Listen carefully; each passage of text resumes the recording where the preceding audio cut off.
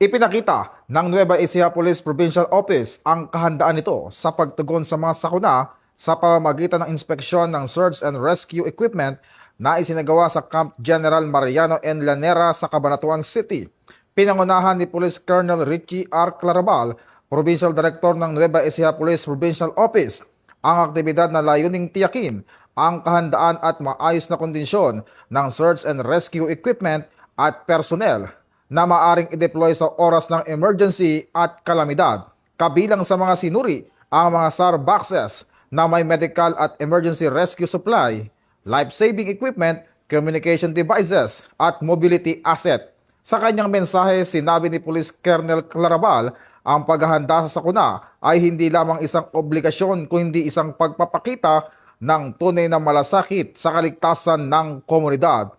Hinihikayat din niya ang lahat ng personnel na tiyaking laging nasa maayos na kondisyon, pati na ang kanilang kagamitan, updated ang disaster response plan at matatag ang koordinasyon sa mga lokal na pamahalaan at disaster management offices. Mula po dito sa tanggapan ng Pambansang Pulisya ng Pilipinas, ako po si Patrol Van Adrian Tayaw nagpapalita para sa Police News Network.